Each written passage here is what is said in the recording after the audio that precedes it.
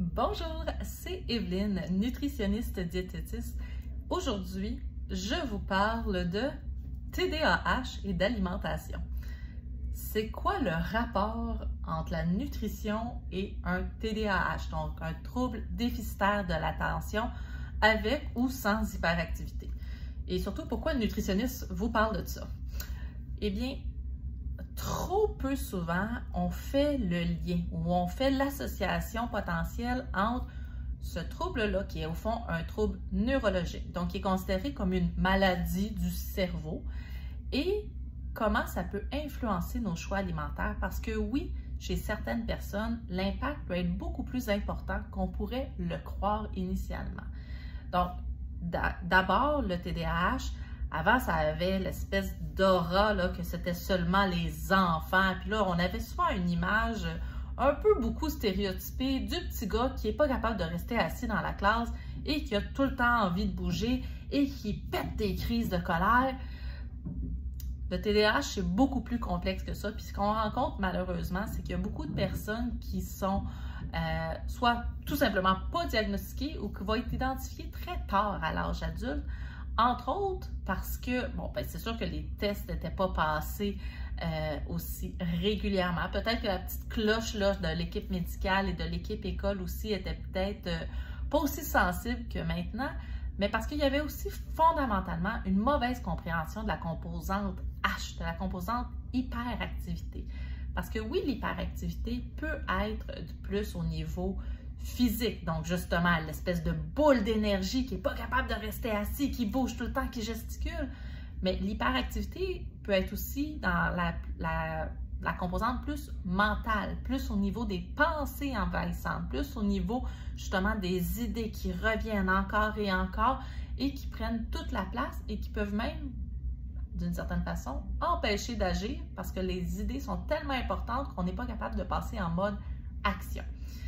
Donc, qui dit TDAH dit bien souvent une composante aussi d'impulsivité. Donc, l'impulsivité qui va être justement, d'une certaine façon, de mettre de côté pendant un moment l'aspect rationnel, l'aspect réfléchi, cartésien d'un choix. Vous aurez compris que si on est en train de travailler les habitudes alimentaires, nutritionniste, si on est en train d'essayer de revoir soit les choix en termes de qualité, en termes de quantité, fréquence, en termes de structure, mais qu'il y a une composante d'impulsivité qui va donc bien au-delà des connaissances, bien au-delà de la motivation et même de la mobilisation au changement, mais tout à coup, la composante impulsive prend le dessus, eh bien oui, ça peut avoir un impact pas mal direct sur la capacité d'un individu à faire des changements dans ses habitudes alimentaires. Donc, le TDAH comme diagnostic peut parfois aider grandement à mettre en place des stratégies plus importantes, plus pertinentes pour quelqu'un qui a cette composante-là. Donc oui, évidemment, en psychologie, avec un psychoéducateur, il y a un moyen, même à l'âge adulte, d'aller mettre des stratégies gagnantes.